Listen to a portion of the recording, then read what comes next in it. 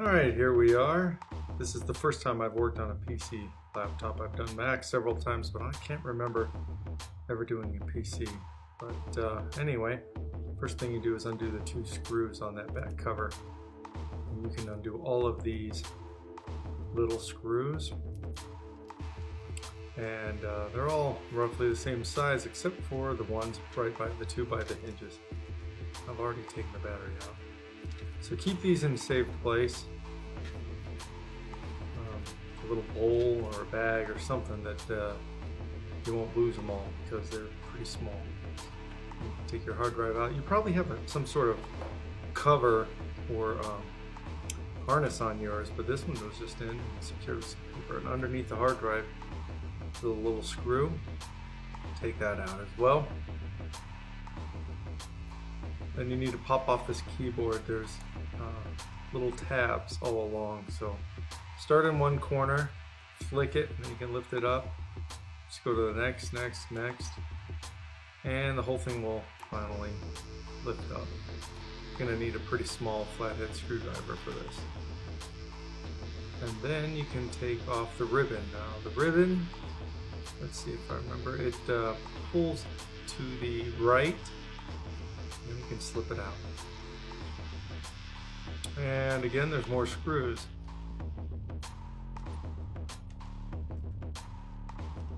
So take all of these out, again, put them in a safe place. Now I like to group them. These I'll put in a different pile than the ones you took off from the back. The one just underneath that yellow piece of tape, I think, is the one that holds in the DVD player. So if you just need to take out the DVD drive, then just undo that one screw. And these just snap off, so you're going to have to grind your fingernails in between the plastic top and the bottom of the laptop here. Just snap, snap, snap, little clips until you get all this off. A little bit of a pain, it's not the easiest part of the project. Then take a paper clip or whatever, poke the hole, and it should start to come out. You can pull it out, and if you didn't undo the screw, then it's not going to come out. Then there's going to be more screws, 3 more screws you got to take out once you get the DVD player out. And those are the smallest ones. Once you have the keyboard off, you flip up this little latch and you can disconnect the blue ribbon. And that ribbon secure flips like the laptop lid. It's not like the last one where you had to pull it to the right. Alright, now you're at the motherboard, main board, and there are some more screws. Now these ones are marked with a little white triangle. And again, put these in a separate place. So when you're putting it back together, you can take them all in groups and you're not digging from one big pile and forgetting which ones go where. Now there's some black screws on the side that you don't need to disconnect. Those secure the cable mounts. But if you aren't sure which ones to do, just kind of lift the board up, and wherever it's not lifting up, there's probably a screw there holding it. And when you get all the screws out, undo this tape, pull it back, and you gotta undo this ribbon cable again. This one flips again like a laptop lid, flips up.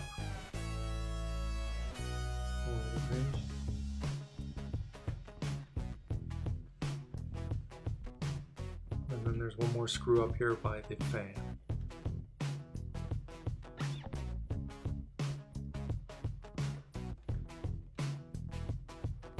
Alright, wiggle this thing out. You have to pull it away from the side ports. Lift it up a bit. There's going to be some cables connecting it. And if you can, just leave those connected at the top.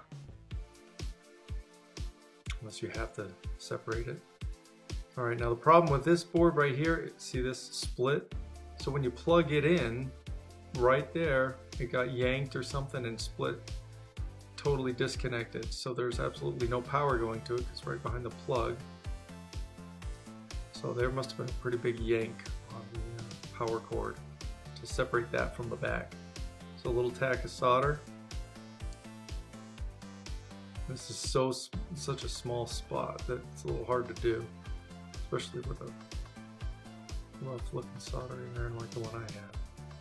Now see, I bridged the connection there. I don't know if you can tell, but I got to clean that up now so that it doesn't short circuit.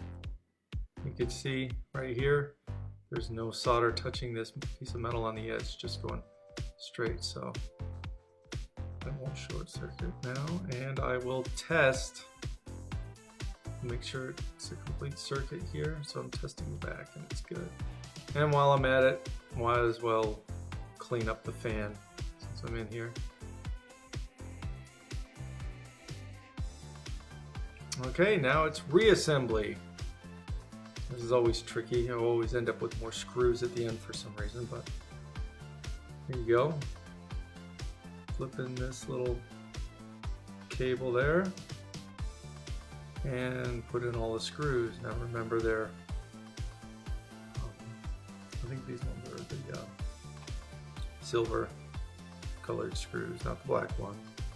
And they go everywhere. You see a little triangle plus up at the top of the fan.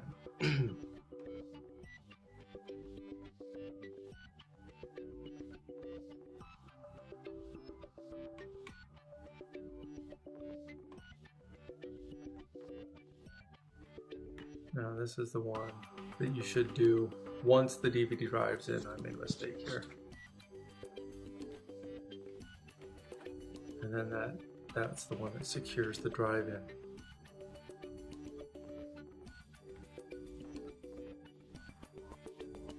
But it should be correctable without totally ripping open the whole thing again if you made that mistake. And this is easy with tweezers. It's a little harder just using your fingers. So lift it up, open the little black latch, put in the cable, and then flatten the latch closed on the cable once you know it's in all the way. So there's two, one at the bottom, one up here towards the top, underneath the yellow tape. And then once those are done, just squish it all flat, make sure all the edges are re-clipped back in. You'll hear them snap. And then throw in the screws. Hopefully you separated them into piles so you know how many and what kind and where they go. You put them in everywhere. You see those little dips in the metal with the hole in it.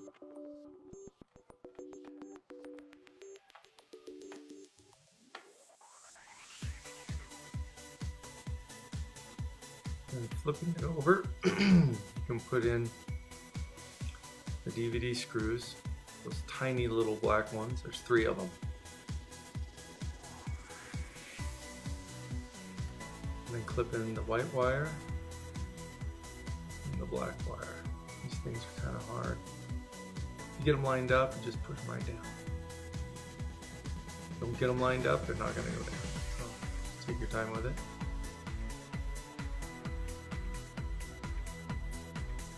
And remember there's one little black screw underneath the hard drive.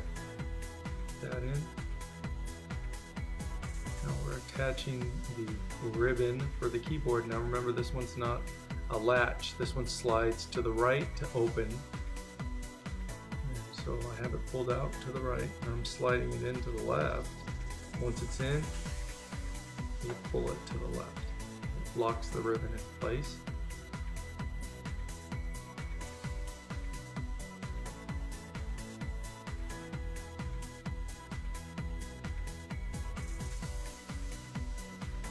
Bottom goes in first, just squishing along the tabs at the top here quick. Alright, now there's more screws in the bottom. Now these 2 big ones, the biggest screws, and they're not that big, are the ones that right by the hinges. so in case you can't remember where those fit. And then grab your big pile of the other screws and start putting them in all over the place. There's a couple more by the hinges, some more underneath where the battery goes, lots along the other half too. Slip in the hard drive. Now you again probably have a bracket or something. But this one they just had paper shoved in to hold it in place. Seemed to work.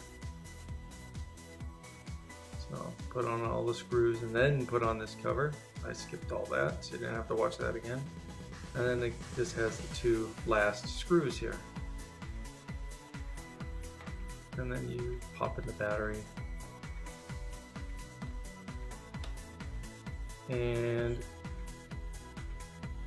the DVD drive. Now, this should have gone in earlier, but you can just flip open the keyboard again and move the screw out and then lock it back in. So you don't have to rip open the whole thing. So now we're going to power it up and hey look, it works. So one yank and it disconnected the power connector port, but a quick solder. So I hope this helps. If it has, please like it. And if you have any questions, go ahead and ask.